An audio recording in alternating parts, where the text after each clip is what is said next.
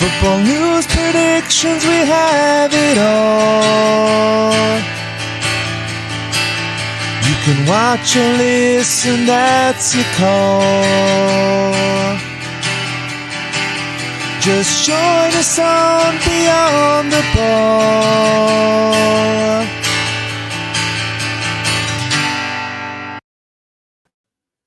I kind of blocked the little graphic thing at the end there, didn't I? Fuck. It's all right. It's all right. Hello, everyone, and welcome back to Beyond the Ball. As usual, it was a fucking shit show of a start, so we continue as normal. I am obviously Colly, and joined this week again by Big Paddy. Paddy, what's going on? Still wearing my colours, although pink isn't really the United colour. We're still wearing the crest. Yeah, a bit more difficult getting her on this week, though. Not because I've put on weight, but just because of the result of the weekend. Oh, we've got a lot to discuss about that. We have a lot to discuss about that. Paddy, we're going to be looking at the fantasy football. We have our first winner of the fantasy football, monthly winner. So we'll be revealing that. We'll have a little bit. No, it wasn't me either. We'll have a bit of transfer talk. We usually do the football review where we're looking at the weekend Premier League fixtures, but there are none this weekend because it's international. Boo, we all hate that, but we're against England, so we get hammered by England. yeah, exactly. Yeah. So we'll do that, and then we'll have a look at the results then from the weekend. So, Paddy, we're going to jump straight into the fantasy football.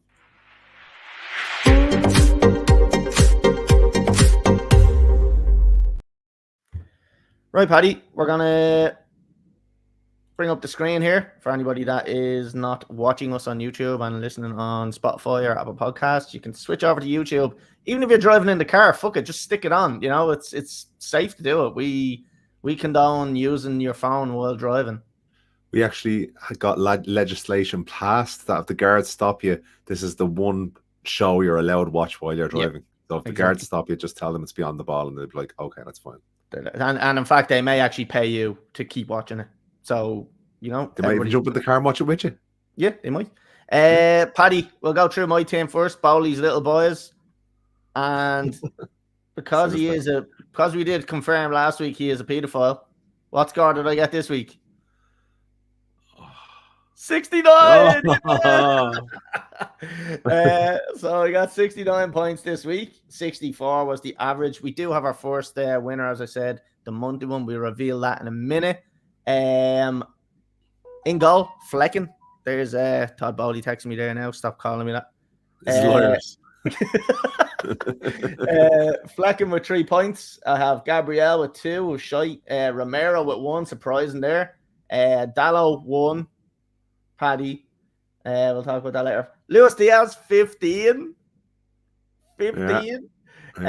Morgan Gibbs White 1. Madueke 2. Brought him in this week. Fucking flop. Be taking him back out. Saka 6 points. Haaland 17. Didn't captain him. I was gonna captain him, and then I fucking went to Nicholas Jackson. Nicholas Jackson did score and get me 16 or 12 points anyway, but I lost. I think I worked it out something like 12 points because I didn't do it. And then Isaac as well, who scored. So not too bad, Paddy. 69 points, a little bit above average. We'll go into... Once you're hitting above average every week, you're doing well. Yeah, exactly. We'll go into your team, and we'll just fly down to the bottom here because you're... As I just mentioned that. Second last. Right, so go ahead. Run us through it. 50 points. I played me wild card this week as well because I was so devastated after last week. And I still done shit. So Pope and goal got me 4. My defense is not great. Mazraoui 1 again. He didn't. He's probably one of the better players on the United team, but we still conceded 3, so 1 point for him. Romero 1. Then I brought in a couple of Chelsea players, similar to yourself. I captained Palmer. He got an assist, so he got me 12 points. It wasn't too bad. But I brought in Haaland as well. Rookie mistake. Should have captained him. Yeah. Fernandez, I'm going to have a long, hard think about that. I think he'll be coming out of my team. Jota, great in the first game of the season, but shooting blanks since then. Nicholas Jackson, another goal for him the weekend. Danny, the great result in the Etihad, but he wasn't to score himself. And then Haaland is just an absolute beast. 2 games. Why didn't I have him in from the start? That was Stupid. Well, hold on. Is it 3 games or 2 games? What are we even in now? It's 2 games, isn't it? Three. Oh yeah, and then fucking 2 hat-tricks. Like it's just, it's ridiculous. And we did say at the start. Remember we done our season predictions. We were like, who are we gonna go with? And we had to do the golden boot without Haaland because we were like, he's probably just gonna win it. He's got 6 goals in 3 games. Like I would put him, actually 7.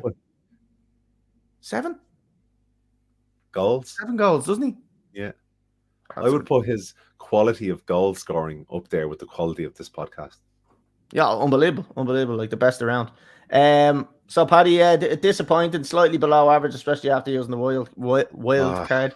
But look, there's plenty of time. 3 weeks in, still another 35 weeks left of it. Absolutely. And to be honest, the first couple of months I didn't want to take the prize off of the listeners, so that's why I decided to do a bit of shit. That's fair enough. Yeah. And Paddy, we'll jump on to the Beyond the Ball podcast, dollar league. And so what's happening here? You're saying, what do they win, or is there's something on? It's €20 cash back for the monthly winner each week. So if you do, all you have to do is win 1 week, and you're free rolling in the whole thing. So we have a winner of the monthly this month, last month.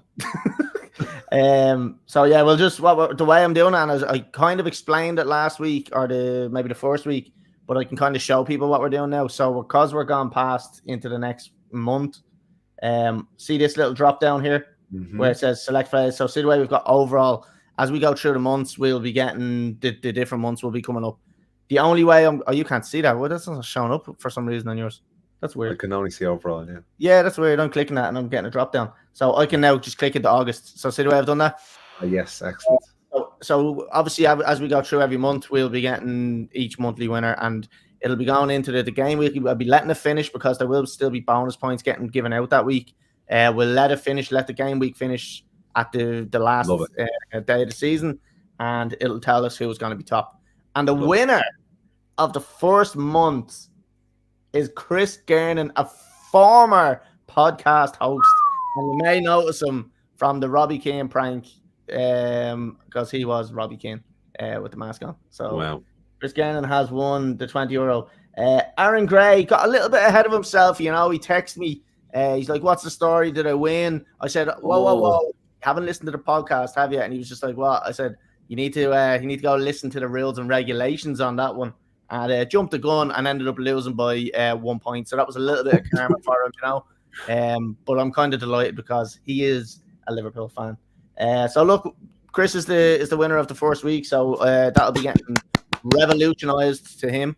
And he'll be getting a nice little congratulations from me. But we'll go through the top 10 as well here, as we always do. So Chris is top by 1 point.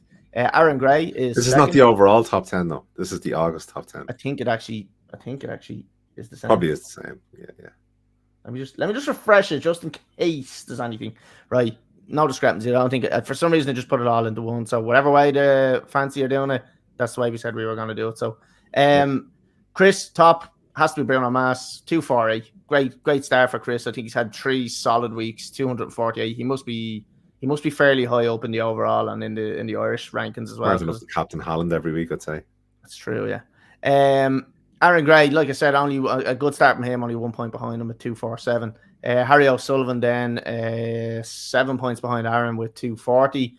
Then we have Derek Hennessy. We've got Andy McNulty. We've got Adam McDonald. Then we've got myself in 7th. I've dropped down. Both these little boys. Then we've got John Flood up to 8th. We've got Adam Nestor in 9th. And we've got Lorna Gray in 10th. So, Paddy, we look at the top 10, but this season I think we're going to make this a habit and we're going to jump down to the bottom 3 because last week we had these 3 people in it, and it was you, it was Boris, and it was Nicole, and the 3 of us are still there, but you have changed the order. Boris has dropped to 0. No, I'm not. No, but I'm saying I'm the same.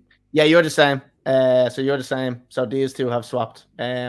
So Boris is last, 113. I do believe he forgot to change his team this week.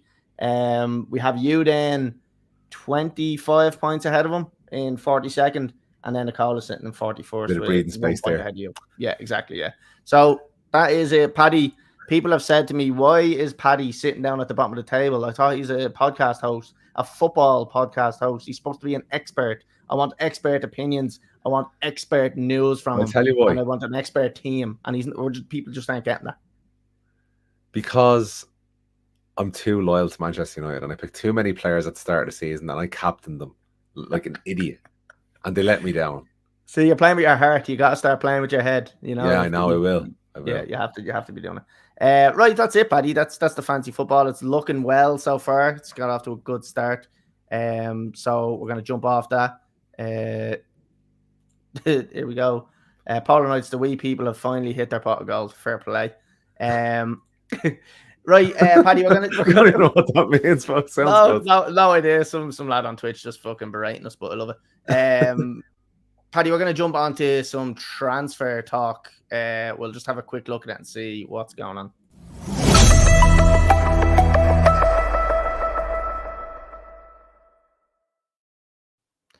Right, Paddy. We discussed a couple of things last week. One of them was one that I didn't think was going to be going through or going to be happening, and we were talking a bit about it. And it was the Jadon Sancho transfer to Chelsea. Bizarre. Don't understand it. We've got so many players in his position. I understand he's a high quality player when he's playing, but it went through. It's a loan deal. I'm kind of happy that he's there, and we've managed to ship Sterling out. I don't know if it was just a plan to replace Sterling. If so, I'm happy with that move. But I don't see how he fits into the team in terms of, like, he's not going to come in and he's not going to be the star man. I don't think there's too many of them there. What did you think on this one? Obviously, he came from United and he hasn't really shown at United. Are you disappointed with how he has been at United and his United career? Absolutely, yeah. Like, he came with so much promise from Dortmund, but I think it's very telling that the commitment to buy him will be around 25 million if he does well at Chelsea. That's what the price that they're going to pay to commit to pay. We paid 80 million for him, but Dortmund weren't willing to take that. Now, whether it's because of his wages or maybe it's something more to do with his attitude. Because Dortmund were happy to let him go at the start. They got a lot of money from us, and I don't think we're too pushed about getting rid of him either. I don't think he had a great attitude. Could be different in Chelsea, but it seems to me maybe with some of these players that you're trying to sign, you're not caring about, I suppose, the attitude of the players and what they can do to the squad. Because you mean Iceman as well. We're going to bring in, and again, we've seen how that transfer has been unfolding. And look, I'm only saying this because I've seen it since Ferguson left at United, where it was marquee names they wanted to bring in, and it ended up being that we just had a rotten dressing room. They just dragged players down. So I don't know. Yet to be seen. It could work out for him, but I don't think so. You mentioned the Osimhen deal there. Obviously, that collapsed on Chelsea's side. One I was kind of disappointed about because he's a quality player. I think he was 25 or he's 26 or something like that. So he's still kind of fairly young. But he's been quality for Napoli over the years. And I'm just surprised because Chelsea couldn't get a transfer over the line. He obviously has like completely cut all ties with Napoli. He was basically just told, right, you won't be playing in this team and that's it. You're training with the reserves and there's not going to be any opportunities for you to get in any minutes around like that. So he had to get a move away. Otherwise, he was just going to be rotting in the reserves. So he tried to get a move to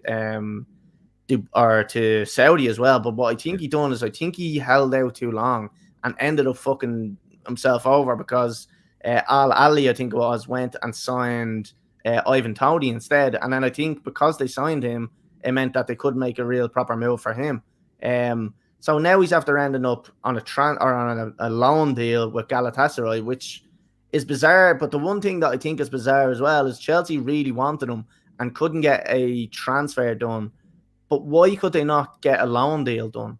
I know they were talking about personal terms being the issue, but surely with a loan deal, you can get that done and you can come to some sort of agreement with Napoli and say, look, we can't pay that amount of wages. You pay 30% of it. We'll foot the rest of it.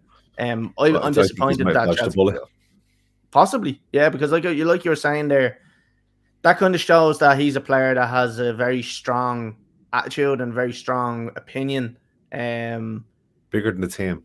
Exactly, and he's a bit of a Mayfainer, as we like to say, where he's all about him, and if things aren't going right for him, he'll kind of throw the toys out of pram. So Yeah.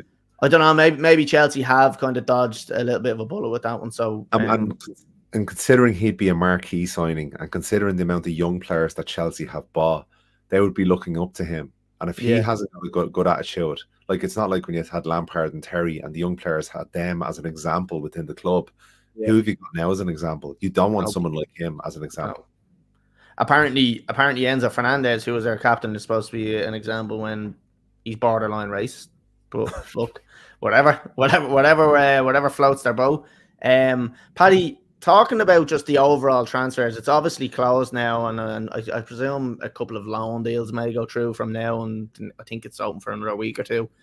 How have you rated Manchester United's summer transfer window? Like, what rating would you give it out of 10 if you had to give one?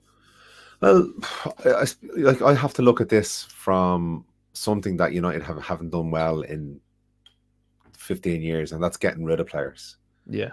As well as the players we got in, which I'll talk about now in a minute, but I'm very happy about that. But we've gotten rid of 24 players. Yeah. A lot of them were surplus to requirements for a long time. Huge wage bills.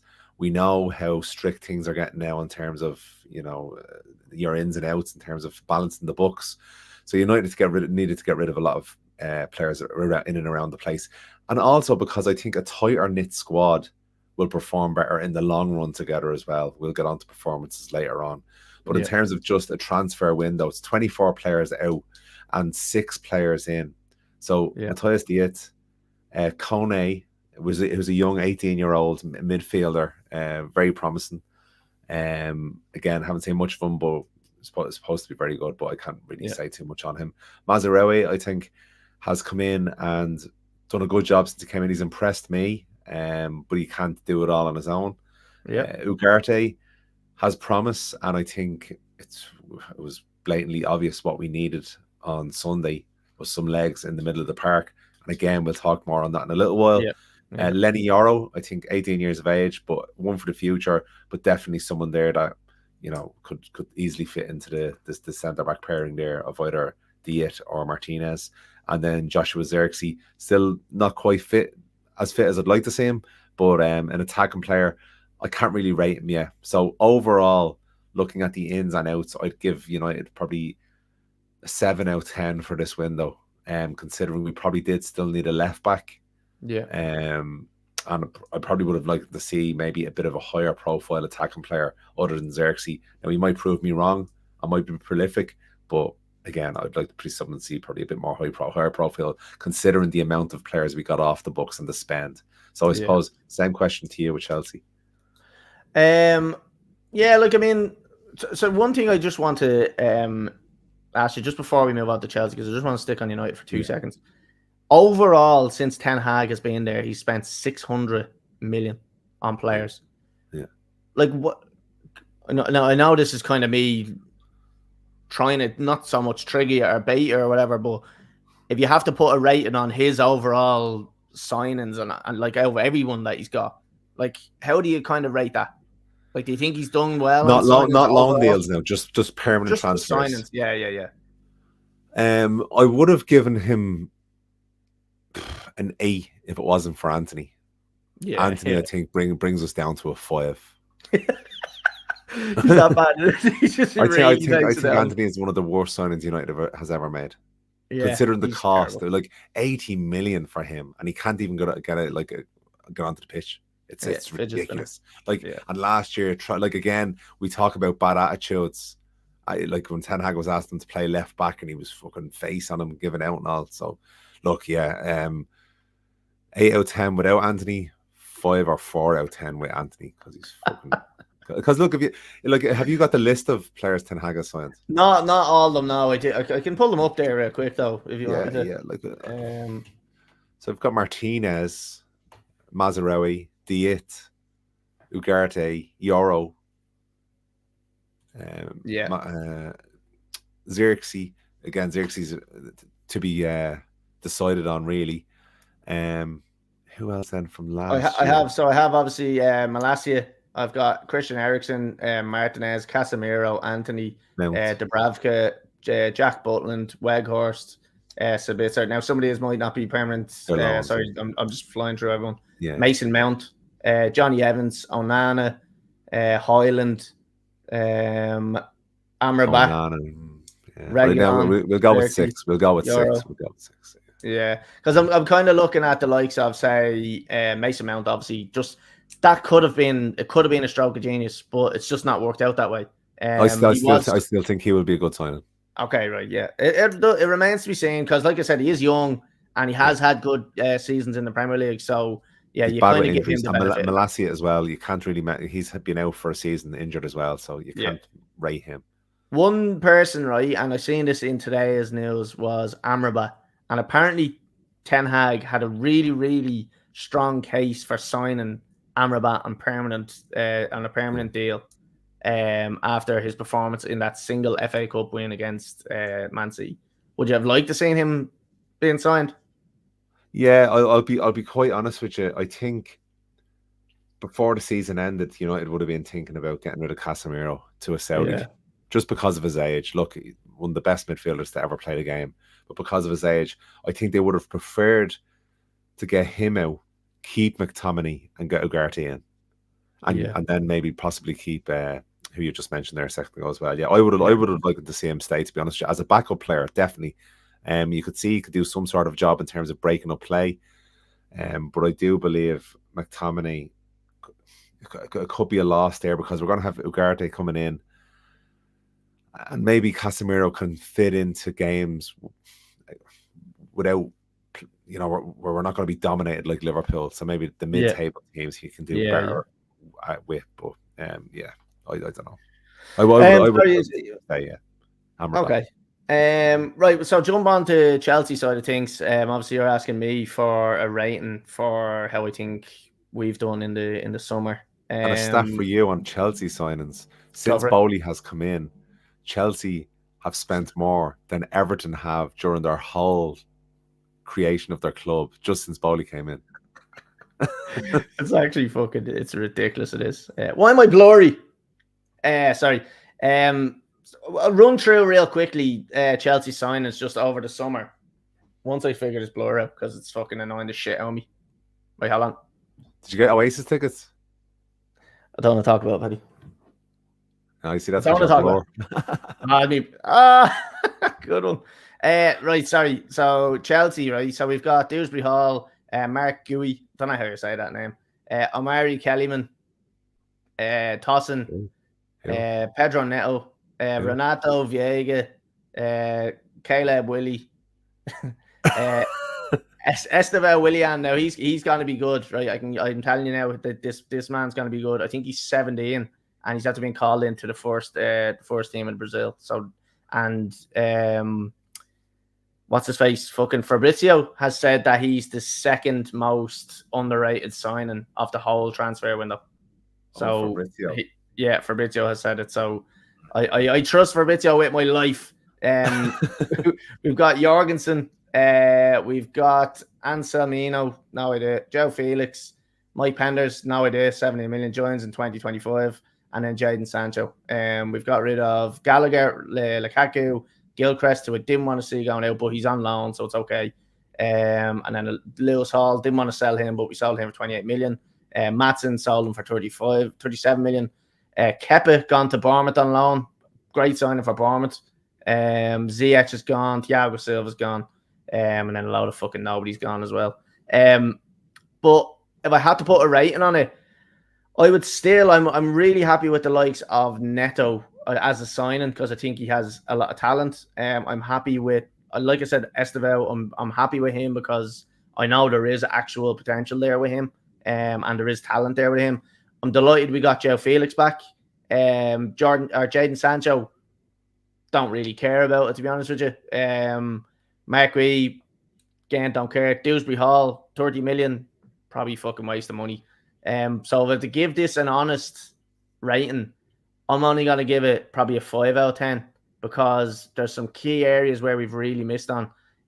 We bought in Jorgensen and he hasn't played him in goal. He's still starting Sanchez. So either that was just an impulse buy from Todd Bowley. He's made the most amount of saves last season in La Liga, and he just went, fuck it, go and sign him. But he was playing with Bilbao, and he was probably just getting fucking peppered in goal. Oh, sorry, Villarreal. He was just probably getting peppered in goal. So that's probably why he has that. When they've looked at him a little bit further in training, they probably said, actually, maybe he's not as good as we thought he was. Joe Felix, I'm happy with. So I'm happy with how we've done from the kind of attacking midfield. We still needed a good world-class, prolific striker, in my opinion. Now, I do still think, hold me to be world here, I still do think that Nicholas Jackson is going to have a good season, and he may be Chelsea's number 9 going forward for the next couple of seasons. I do believe that. But I think we could have done with another prolific striker. Again, Osimhen would have been perfect fit for that. Centre-backs, I think we really lack there. We're playing Colwill and we're playing Fofana beside each other. I do like Fofana. I think Colwill is a little bit prone to mistakes in terms of delaying himself on the ball and moving the ball out from the back. I just think he's a little bit slow there. I would have probably likened to see another left back come in. We obviously sold Chilwell. We have Cucurella there, who look, he had a good summer in the Euros, but I would have likened to see another left back come in, a strong left back. I wouldn't have got rid of Gilchrist, who can play on there, and I wouldn't have got rid of Lewis Hall, who is an actual left back. I would have kept them. So yeah, 5 out of 10 is what I'm giving it. Chelsea as a football club, I suppose I remember. Was it Peter Kenyon you got from United, and that was the football director for you. Yeah, who's the football director for Chelsea now? Couldn't even tell you. I couldn't even tell you what sort of structure we have now at the moment. So it's this American Bowley. It's this Bowley fucking consortium that's doing it. And like I said, so much is going on and so much is changing there that I have no idea who's the fucking sporting director. And I don't really know if Chelsea fucking know it either, because it doesn't look like it's anybody other than Todd Bowley. And it looks like he's making all these decisions that is going beyond everybody else. So yes, yeah, I know what you mean. I know what you mean. I don't know what's going on. He was talking about getting I think it was the one from Leipzig. So I don't know whether they actually even got him in the end. There was talk of that, but I don't know if that even went through. I heard nothing about it. So I don't know if he's come in. If he has, still looks like it's it's Todd Bowley's world. We're just living in it. So disappointed in terms of not getting world-class goalkeeper, couple of centre-backs, and a striker. But other than that, we've done... Okay. Can you... Okay, so you asked me about the Ten Hag era and to rate that in terms of transfers in and out. Yeah. I'm going to ask you to rate the Todd Bowley era. And I don't just mean in terms of transfers. I just mean in terms of the difference between the Abramovich era. No, not the whole Abramovich. Don't compare. But I mean, out of 10... how 1 being miserable and 10 being happy and not really happy. Where would you Todd Bowley's time? 2 out of 10. He's come in. He's made some sense for Chelsea fans. Yeah, I'd say so. I'd say in terms of if you ask someone like a Chelsea fan to sum up like Todd Bowley's whole kind of era so far, you're kind of like, yeah, I'm happy he's signing players, but he's just signing these players that don't really make sense. He's sacking the managers when it doesn't make sense, and it looks like he's just playing Monopoly with players. Like there's no really bad, isn't he? It does look such bad. A stable club that Chelsea were. It's just gone.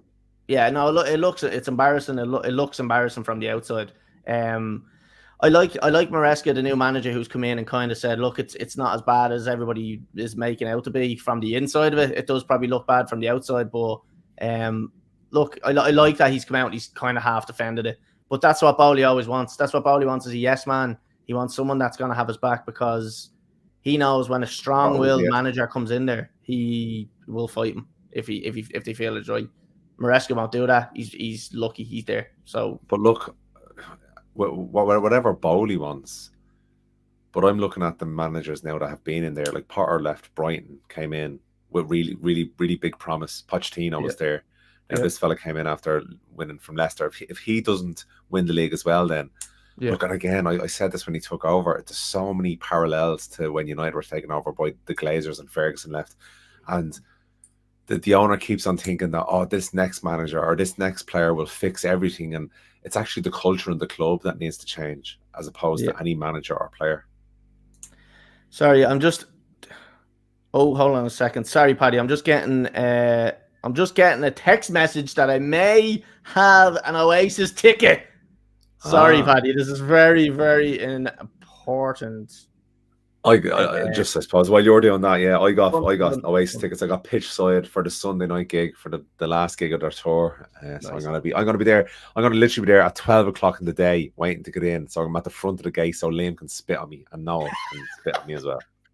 Are you gonna do that, Paddy? I was at Coldplay last night, and I'm standing in the crowd, and I'm looking down. I'm looking down at everybody just piled in against the barriers. And I'm just like, what if that person at the front needs to piss?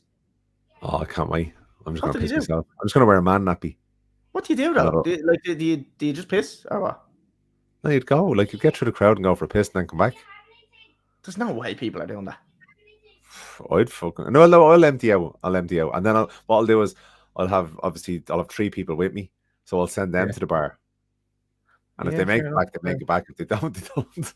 Yeah, it's fair enough. Yeah, it's fair enough. Right, sorry, I kind of digressed there a little bit. Paddy, were you done with transfer talk, I think? No, well, I'm sorry actually about that. Did you ever see at concerts now? And I was actually at the last Liam Gallagher one, and when Cigarettes and Alcohol came on, there was loads of people throwing their cups of beer up into the air. Yeah. Maybe they were in cups of beer. That's a great observation. Yeah. I think we should do some lab testing on that, you know? Or just try to do it ourselves. Might be a good laugh. Yeah. Imagine trying to piss at Liam Gallagher. Yeah. This is for the premium tickets, you prick. A cup of piss. €500 each, fuck off. Right, Paddy, we're going to jump off the transfer talk and we're going to jump on to the football review.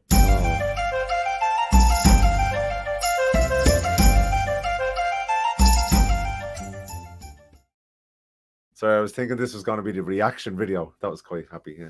Reaction for the weekend. I didn't want to talk about that. No, not yet. We'll save that for the end. Yeah, Paddy. So look, we hate international football, but this one is a little bit sweeter because it is Ireland versus England in the whatever it's called, the fucking Euro or what's it called, the fucking Nations League. Paddy, you know we're going to be at a wedding when this is happening. That's right. We are going to be probably sitting down. We're getting married, everyone. Yeah, we just want to announce that we're getting married. We're probably going to be sitting down for a meal, and it's going to be kickoff time. So I don't know about you, but I'll be watching a stream on the table probably. Because I'm going to read out the team, right? So obviously this is our manager's first game. I said I was going to read it because I know I can't pronounce it without reading it. So Heimer Hallgrimsson. It's definitely a more fluid way of saying that. But was he the Jamaican manager or something? He was with Iceland, I think. He got Iceland to the World Cup, and he was with Jamaica as well. But yeah, no, I like him. I've heard some interviews with him. Definitely a 900% better. Don't know why I came with 900, but 900% better than Stephen Kenny. Stephen Kenny. Yeah. So we should try to get him on the pod, actually. We should try to get him on the pod. Stephen Kenny? No, he wouldn't come on the pod. Jesus, no. He's counselling after everything you've slated him with. Listen, look, I'd love to, and just show him the reaction. Just pull up all the reaction videos and let him watch it and just say, "What's your thoughts on that?" Paddy, here's the squad, right? And we'll just go through. I'm just gonna rack off all the names, right? So Quivian Keller, and I'm gonna call out the teams they're playing for, right? So just make a mental note of the teams they play for, right?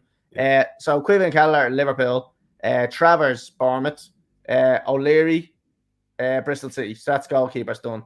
Defenders: Seamus Coleman, Everton; Matt Doherty, Wolves; Darragh O'Shea, Ipswich; Nathan Collins, Brentford; Jake O'Brien, Everton; Obadam Forest; Liam Scales, Celtic; Callum O'Dowd, Cardiff City; Robbie Brady, Preston. I'd say 80% of them are playing in the Premier League. That's 9 Premier League players. Okay. Midfielders: Will Smallbone, Southampton; Jason Malumbi, West Brom; Alan Brown, Sunderland; Jason Knight, Bristol City; and McAteer is with Leicester. So maybe That's lacking a Bournemouth little bit isn't there. it? Little bit lacking there. Then we have our attackers. So Adamida, who's signed for Celtic. Evan Ferguson, obviously with Brighton. Smodics is with Ipswich. Ogbene is with Ipswich. Callum Robson, Cardiff, and Troy Parrott is with AZ Alkmaar. Paddy, I remember last year and the year before when we had Stephen Kenny in charge, and everybody was saying we don't have any Premier League players. We don't have the players to do better than we're doing. But now I think what we're going to see is this manager come in. He's going to change the tactics. He's going to go back to basics, I believe, was what he said. We have to bypass the midfield, really, don't we? Because we can see there that it's not great. 100%. And when have Ireland ever been a team that controls the game in midfield? Yeah. We rarely have.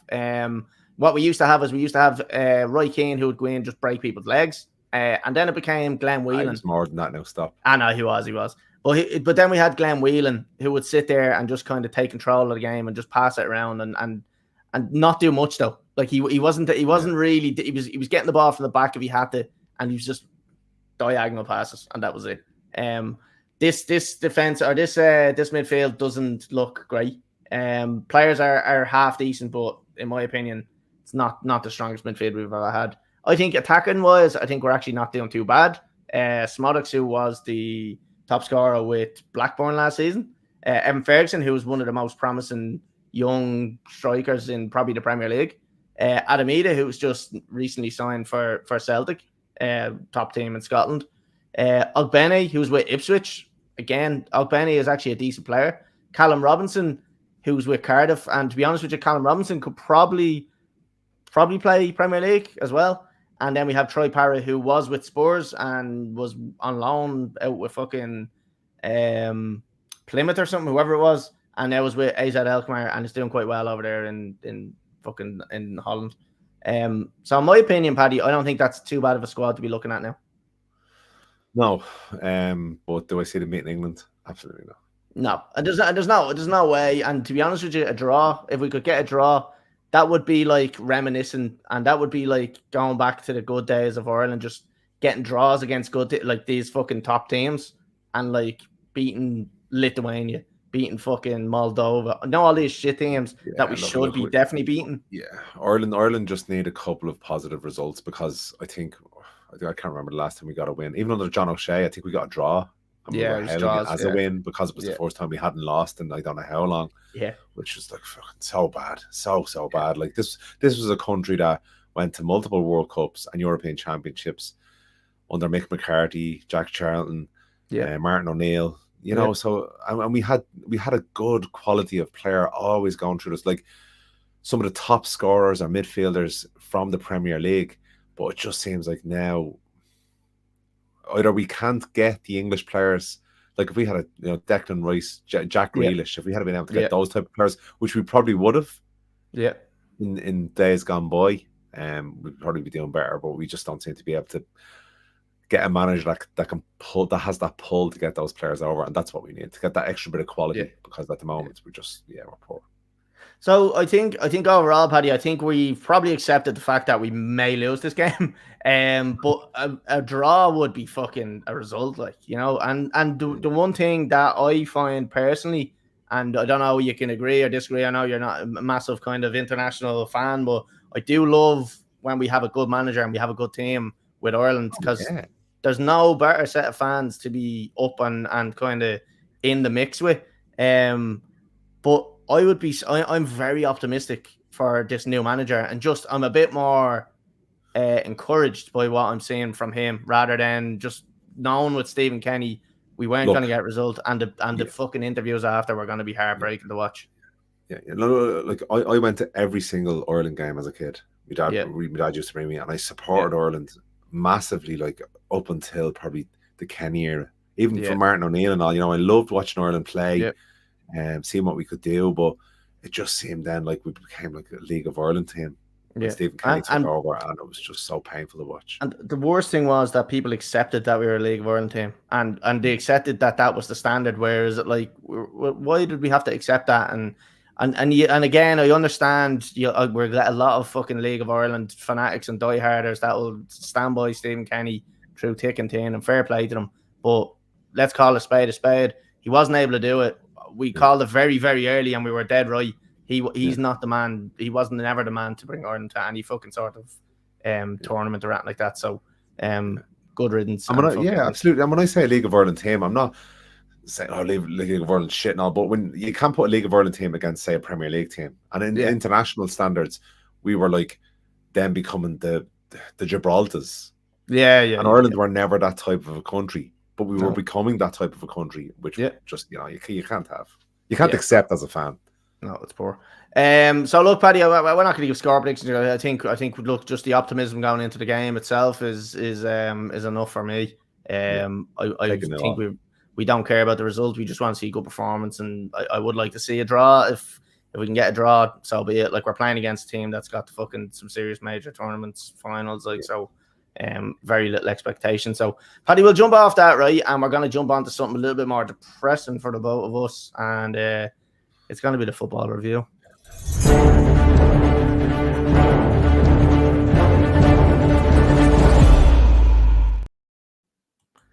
Right, Paddy.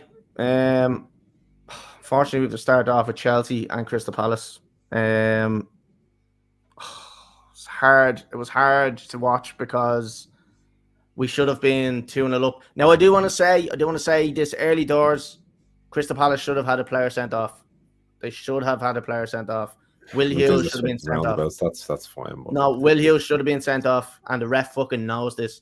He was on a yellow card, and I think it was Cole Palmer was going through on goal, and not through on goal, but he was running towards the goal with still defenders in front of him, but blatantly jumped over him and grabbed him and pulled him back. Like, blatant yellow card, and shocking that he didn't get it. But bad decisions the weekend in the Premier League, wasn't there, from a referee perspective? Yeah, there was. But look, we had to obviously move on with that. We were still winning the game, so it made no difference. We still had the game was still in our hands. So, unfortunately, we just couldn't get that second goal, and we had great opportunities to get it. One beautiful chance fell to Nicholas Jackson at the end, but it just showed that the lack of quality and the lack of, let's say, the lack of being the person that's just going to grab the game by the scruff was shown with Nicholas Jackson again, because although he got his goal was a tap in and was putting a play for him, but it's them moments where he gets one chance. I want to see him finishing them.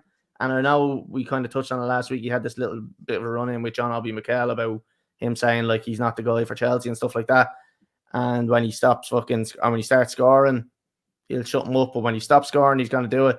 I think there's plenty of ammo to kind of go at him again this week, because he's getting these chances. He needs to be more clinical with finishing. We're paying him to finish the ball. 1-0s we can't fucking rely on, because, like I said, Colwell and Fofana, in my opinion, they're going to be found wanting, and I don't think their positioning is the best at the best of times. So defensively, we're going to be looking. Who was that fault for the goal? To be honest with you, it was Enzo Fernandez that lost the ball a little bit further up. But it was a great finish from Eze. He was on the edge of the box, probably about 5-10 yards outside the box, and he just curled it top corner. So I think it was broke down by Enzo Fernandez. He did lose the ball. Very, very frustrating player again, Enzo Fernandez. And I keep saying this, he's so slow. He's so slow with the ball, and his passing. Sometimes he makes an unbelievable pass, and then there's other times where he can't pass the ball fucking 10 yards, and it's so fucking frustrating to watch. Somebody is like, and it just slows us up so much. It's like, I'd say the front three, the attacking three are just going, will you just fucking give us the ball, because he's so slow and he moves it to the side and he just doesn't get the ball and go out quick. Like, I think he slows the game down way too much. I think he slows down way too much. Go on. No, I was going to go on. Well, finish talking about the match, because I want to ask you something about Chelsea's start to the season. So I do want to kind of touch on that front three that we have. One thing I do like the way the manager is kind of rotating them and he is changing them when he feels that the player's not playing well. He's not leaving them on too long, I don't think, and I think he's doing it right because he has so many people to keep happy that once one of the players plays good, like Madwecki did last week, he starts him, which is good. Madwecki had a stinker this week, so I want to see Madwecki out of the team, and I want to see another player in there. And that's what we have to keep doing. And Mourinho used to always do that with Joe Cole, Aaron Robin, and Damien Duff, and he'd rotate the three of them. And he'd always have them in and out of the team, depending on the form. And that's how I think Chelsea have to do. Fuck the egos, fuck the personalities.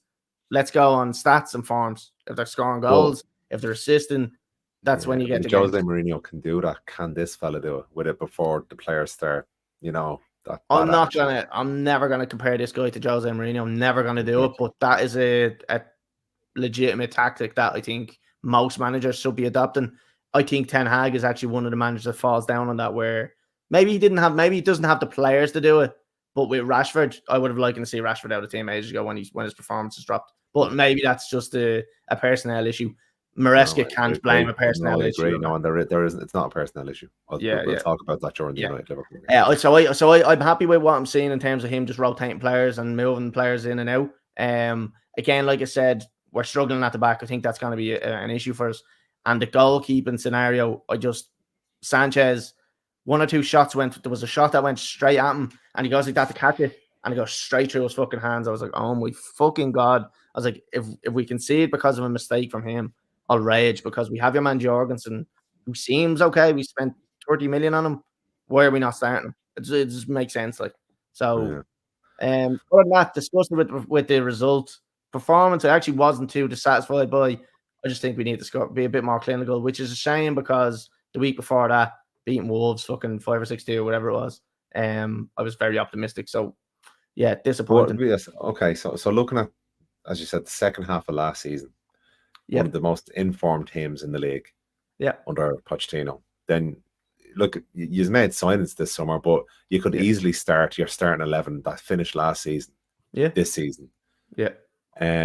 You lose against Man City, understandable. You win the last game, then you draw this the weekend, which is quite poor. So, do you see an upturn in form, and do you think Pochettino is a bigger loss than people realize?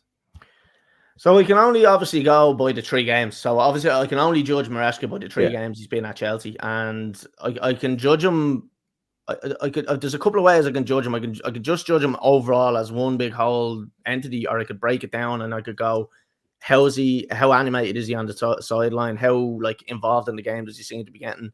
His interviews, and then I was like his tactics and his man management, and I could break them all down and kind of say, okay, I'm happy with how animated he is on the sideline. I see him getting up. I see him giving instructions. I see him trying to get players motivated. I like that. Interviews, again, like I said earlier on, I like that, the way he's kind of come out and said it's not as bad as it looks from the outside, blah, blah, blah. It may be bullshit, but he seems to be handling that well. Tactics, I don't mind it so far. He seems to be having this little thing where we play out the back. Caicedo nearly sits into the center of the 2, and then one of the wingers goes into the midfield. It's a weird tactic, but I think Pep was doing it. So I think that may be where he got that from. He's kind of moving like a wing back into the fucking the center. Don't mind it. And then obviously the other thing and the most important thing is results. And and to be honest with you, the rest of it can go fuck itself. The only thing that matters is the result. City, again, we're playing probably the best team in the world, maybe apart from Real Madrid. So I wasn't too disappointed with that. We had chances, could have scored. We didn't. Great result against Wolves. Again, Wolves are dog shit though. Crystal Palace, we thought they were dog shit. Maybe went in a little bit cocky. And I think so. A bit complacent maybe. So now what I want to see is I want to see how they react from this one, because there's going to be a break. They're going to come back, and then I want to see the reaction from it. I believe, I can't remember who it is we're playing next. I'll tell you real quick, but I believe that the next couple of games that we have, there's not too many like top 5, top 6 teams in it. So Bournemouth away is the next game. Then we have West Ham away, and then we go to Brighton at home. So I want to see 9 points. Right, I'll tell you what. I'm gonna put you on the spot a bit here. Okay. not just by the first 3 games, but let's look at the season, because you can see the squad, you can see the possibilities there, and you can see, I suppose, the way you want to play. Yeah. Give me a final position for Chelsea at the end of the season after 3 games. I think I said it on the live when we went doing the live reaction. I was very optimistic for top 4. And I think I said Chelsea third in the season predictions. But looking at that, just the initial reaction, and maybe it was a bit gung ho, but the initial reaction after that was 6th, and that was just a genuine. Maybe it was an overreaction to us just not having the shooting boots on that day. But all I can go is on them 3 games, and if I'm looking at that last game, it's 6th, and I don't see us getting any higher than that, unfortunately. Okay. Anything else on it? Are we happy to move on? No. Yeah, happy to move on. Okay, Paddy, the next one. Manchester United 0, Liverpool 3. Can you tell me what happened? It was an absolute disaster of a day. We started out okay, first 15, 20 minutes. Casemiro, I mentioned earlier on, he just hasn't got the legs for these games anymore. We've seen it a couple of times now. He's given away 3 goals in the last 2 games. Hooked at half time for Collier to come in, an 18-year, or sorry, 21, I think he is. Now, he didn't do too bad once he came in. So himself and Mainu gave away the goals in midfield, 2 for Casemiro and 1 for Mainu. So it was 3 individual errors. I do, as I said, think they would have liked to get rid of Casemiro, get Ugarte in earlier, and keep McTominay. But that's just not the way it worked out. He does look fitter, but I'm looking at Casemiro and he's being slated, and people say, "Oh, he's getting older and all." He's the same age as Salah. And look at Salah. Yeah. Salah's a machine, and he played for Real Madrid and he was winning Champions Leagues till the year before he came to Manchester United. So he was looking after himself. It's not as if he was just he let himself go. So I don't know what is happening, whether it was just a bad game.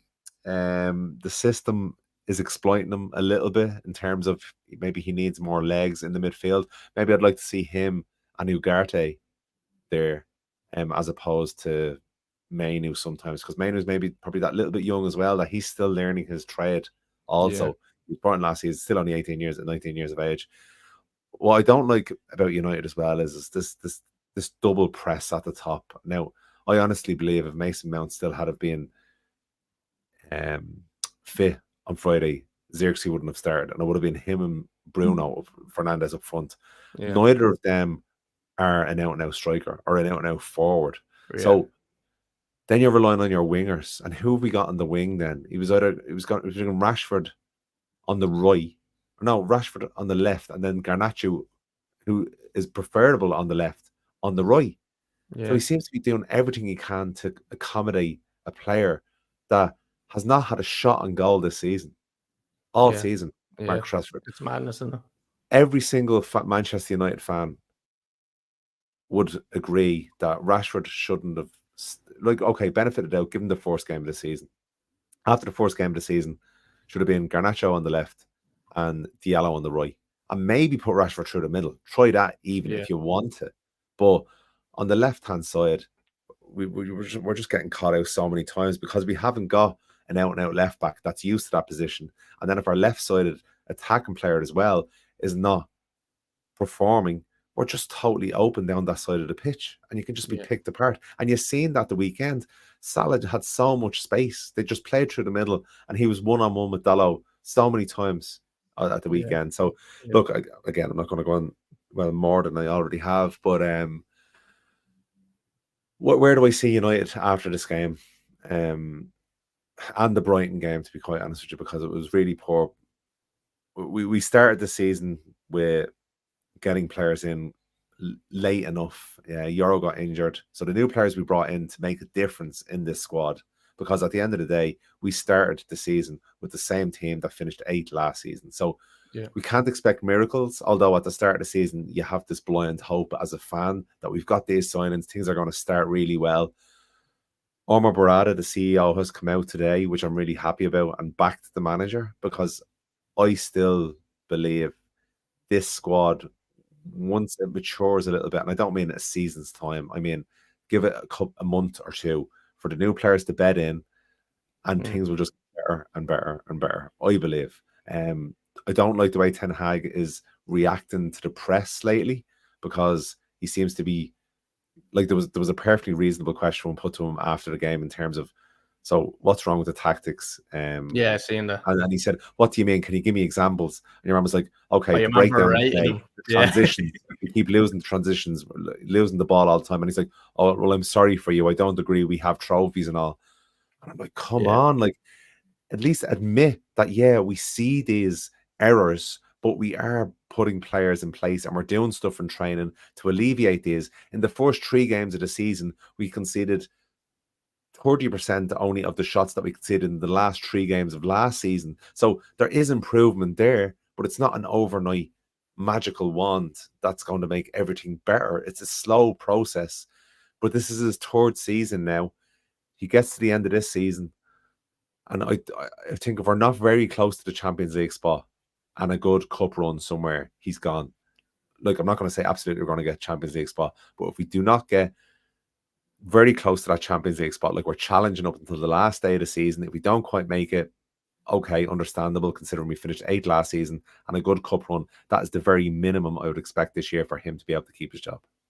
I kind of, there's a couple of things that like I have with him. Like I thought when he first signed with United, I didn't think he suited United. I don't know why. I just got that feeling that he didn't suit it. I didn't like the style that he had at Ajax, in my opinion, when you have the likes of Maguire there at the time. Now, he didn't have Martinez and stuff there. He was a little bit more of a ball playing centre back, but he didn't have that type of player that he would have probably had at Ajax, where he could play the ball out and move the ball around the back. And let's not forget, Ajax and PSV dominate them leagues all the time, and Feyenoord. There's a couple of kind of top 4 teams right now. We're in the Premier League. You're starting to see it's a top 6, top 7 nearly at this stage. So I when he initially took over, I was skeptical about it, and everybody was kind of saying, "Oh, it's just me fucking trying to trigger people." But I didn't think it suited him. But anyway, as you were saying with some of the stuff from his reactions to the press, I think if I was a United fan, I would be raging over what he's saying. And the fact that he's not realising that, and maybe he does realise it, he just doesn't say it, but it must be frustrating just to see a manager that's just flat out denying issues that are there. And when he got berated with the actual issues, his reaction was just so bad. Like you were saying there, what he said, "I'm sorry for you," and then he said, "It's so defensive," and it's really like, which is wrong. Do you know what it's like, right? I've worked with people before, and I think they're so bad at their job that they get defensive and they're overly like paranoid about people saying stuff about them because they don't want to be found out. So that's what to me, that's almost what it's like. It's like he's afraid of being found out, and he's almost afraid to get sacked. So he doesn't want to piss anyone off, but at the same time, like, come up with stats, like prove, like when people are saying this to you, that there is improvements. Like show what you've done. Like explain to the people what's happening in the club, what's wrong in the club, what's being put in place to make the club better. Because defensiveness as a manager in an interview looks terrible, because all you're going to do is you're going to give the press a headline, and they're going to write it up. They're going to say Ten Hag blows the lid, something like that. Yeah, and look, I can understand internally why he would want it, because he's been slated for, and rightly so, probably for the last season.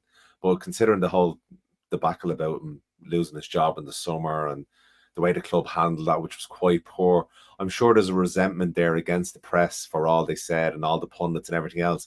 But he is Manchester United manager. He should be able to deal with that stuff, rise above it, and give objective opinions about his squad that the fans can understand and follow along with. Like he doesn't come out, like he's not Alex Ferguson. He hasn't got that power yet that he can come out and just say to journalists, "I'm not answering your questions. You go down my room." He still has to prove himself.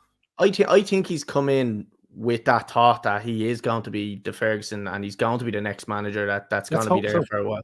Everybody, you'd like to hope so, and you'd like to fucking blurry again. You'd like to think like that is going to happen, but I think he came in and I think it was maybe a little bit heavy-handed on some of the stuff because I don't know if you remember maybe 2 or 3 seasons ago, the whole thing with Rashford being, remember he was late to training or something like that and he dropped him. And I was like, that's a little bit harsh. And then Rashford came on and he scored when he was just struggling in the match. But ever since that, Rashford's been shit. So it was like he pissed him off or something like that. And then it was another one with Jadon Sancho. He didn't treat him great, sent him off. Jadon Sancho was fucking great over in Germany. Comes back and then just doesn't work. And then look, let's look at the overall how he's handled players, the likes of Cristiano Ronaldo and everything else, and a lot of people, including yourself, agreed with how he handled those type of situations. Don't know if I agreed with Ronaldo. I wouldn't agree with Ronaldo one. When Ronaldo was walking down the tunnel away from the team, and I don't know. I don't remember what my opinion was. Let's go back. We have it on the podcast. You did agree. Someone pull that up. Someone pull that up from the previous. As far as I remember, I was slating tag. But no, the one other thing, Paddy, I wanted to just touch on was, I don't know if you heard the Carragher and Neville debate or what little argument they had about the manager. I hadn't realised that United had actually told him that he wasn't going to be the manager, and they went to go and try to get managers in, but apparently nobody suited, so they gave him more time because he won the FA Cup. I hadn't realised they actually went looking for managers. Yeah, sure, they told him that over the summer. Sure, they interviewed managers over that 2-week period after the FA Cup final, and then they came to a decision that, okay, from the people that we've interviewed, Ten Hag is still the best option. Do you not think that would be, as a manager, frustrating? And you would be a little bit resentful to the owners more than the press. Yes. Well, yes, but I think considering where he finished in the league, he must be realistic and think to himself as well, this is Manchester United. I finished 8th. I can kind of understand finish ever for them. I can understand why they would be interviewing other people. They interviewed other people and they decided that, I'm sure they had this like frank discussion between themselves, because he wouldn't have came back if he was really that unhappy with the owners. So they come back, we interviewed people, we think you're the right man for the job, let's move ahead together. And they're going to give him time now. Like, well, are they though? Well, again, the CEO came out last week. And I think it's not just him now, it's the whole structure behind him has changed. They're only in place a couple of months. Give it some time, give everything time to settle, bed in, and you would like to see the rewards coming in then, because I don't think there'll never be a Ferguson at Manchester United again. There'll be Ten Hag as a coach, and tactically they see that he is really good tactically. Again, we're not seeing it, but they must be seeing something in the background. He's working towards something. I just don't see how, I know like your structure above you is very important, but I just don't see how that's affecting players on the pitch and tactics on the pitch. Like, I don't understand. Not now, it's not, but it has, because the culture in the club. So when the Glazers were there and Woodward, the whole culture of the club was rotten. And we talked about the likes of the Pogbas and stuff like that, and they were ended up running the dressing room, and the manager was on their own, like the player power, all that. That would be all gone now. That would be all eradicated now. It's going to be a positive football environment. I don't know if it will. I actually, and I don't think it's just a United thing. I actually just think it's a 2024 thing. I think it's Man City. Look at how Man City's run. Yeah. I don't know. Look how Liverpool is run. Look at how Liverpool. See, this is what I'm talking about. The elite clubs, and this is what with United's backroom staff now. Well, not just backroom staff, the manager, the CEO, the technical director, all of this, they want to run in the same fashion as Liverpool and Man City. But that didn't happen overnight for Man City and Liverpool either. So it's going to take a little bit of time to get there. But they're making all the right moves now to go in that direction. So there's a lot of promise for the United fans. It's not like when we were under the Glazers and we had Woodward there and it was just, oh yeah, we'll buy another 7 players, spend another $500 million, and we'll expect things to change without really making any changes. There's like revolutionary changes happen at United at the moment. Do you think that like that these kind of like elite, we call them elite teams between Liverpool and City, like the biggest difference from them to say like the likes of Chelsea now and United over the last couple of years, the managers have probably had a much bigger say in transfers than the owners. But they wouldn't have had Pep would have, but Klopp wouldn't have at the start. Only Klopp would have after he, got that power by winning the Premier League. Well, getting. look, I would have said he probably would have got that after 2 or 3 years, and then it led to him winning the Premier League. Yeah, no, absolutely. But like he needed the structure at the start. He needed the support from the club at the start.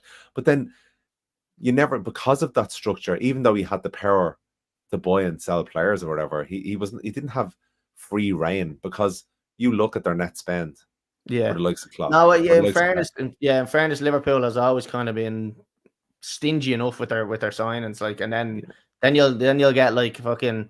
It seemed like Klopp was like, no, fucking need centre back and a goalkeeper, and we'll win the league, and they got that, and they fucking won the league. But Like with City as well.